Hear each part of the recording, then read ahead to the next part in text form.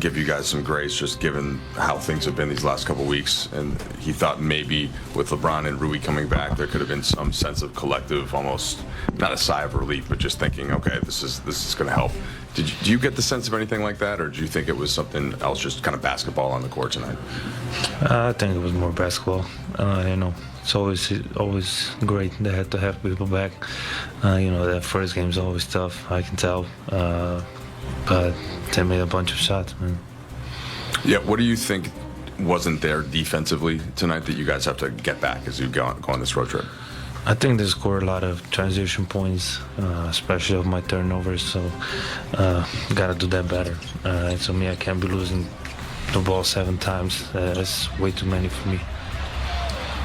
Luka, how do you view the spot the team's in right now? You're almost fully healthy, 12 games left. It's there for the taking if you play well in terms of seeding in the West, but if you don't, you could fall into the play-in. Just kind of how do you view this moment for you guys?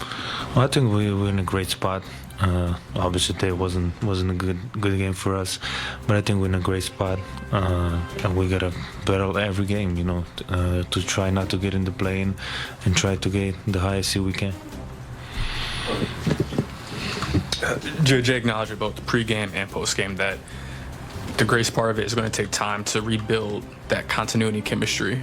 Are there ways, I'm not sure how much you guys are going to practice in these last 12 games, but I would imagine not many times or get much work together on the court outside of games. Are there ways you can fast track that chemistry, fast track that continuity? Honestly, I don't know. I don't think we're going to practice a lot. Tomorrow we have 6-hour flight, so I don't think that's an option. But I think just playing the game and viewing the game together. Like honestly, I don't know how, but I think when we're all together before the injuries, we're doing great stuff.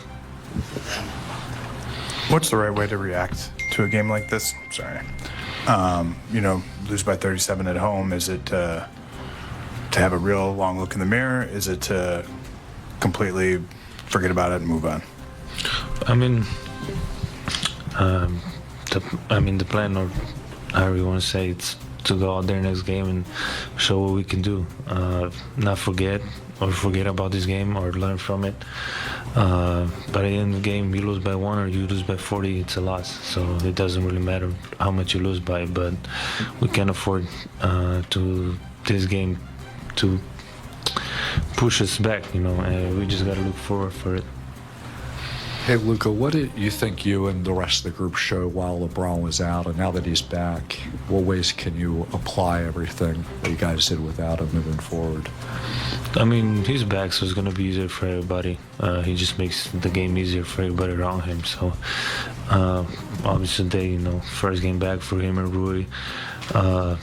But we got to forget about this game and focus on the next one, which is going to be really hard. Thank you.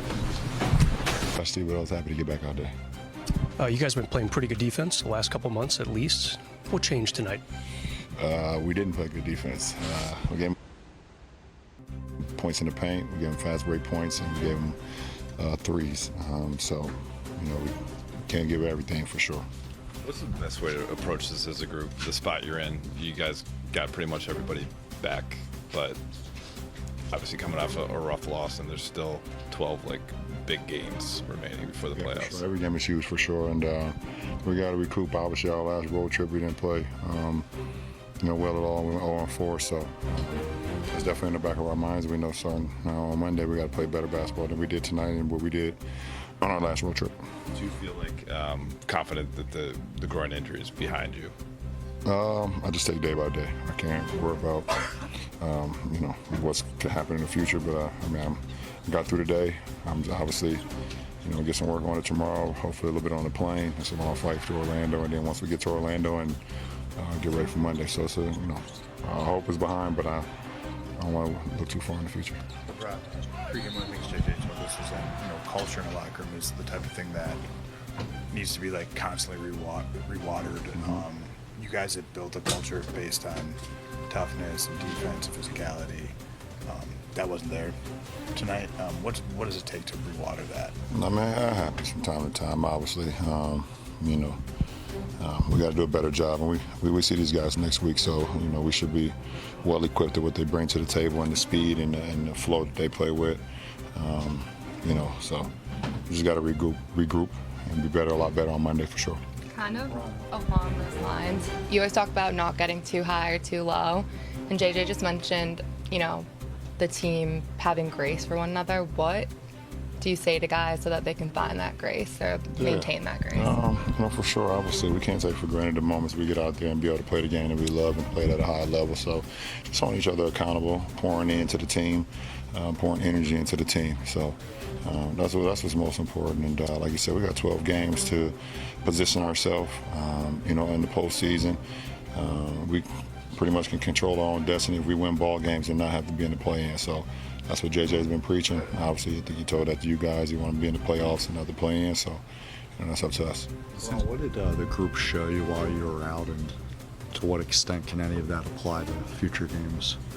We have I don't know if it was something that they showed me or didn't show me. I already know what this team is capable of. No matter who's been in the lineup, who's been out of the lineup, we've been able to sustain our effort and try to, continue to play the right way, both offensively and defensively. So, it was great to see, even through the adversity, even through some of the, the injuries and the schedule, however it presented itself, we were still able to win ball games. Since we spoke to you in Boston, there was another pretty big round of media scrutiny about Bronny, and he went out and played his best game as a pro on Thursday. What have the conversations been with him through this kind of the past few weeks, and what did you kind of make of the way he was able to play against the Bucks? Conversations this past few weeks, as far as what? Just about I guess this another batch of scrutiny. Do you even need to talk about it, or has he been dealing with it for so long? Yeah, he's grew up in it, so it's nothing new to him.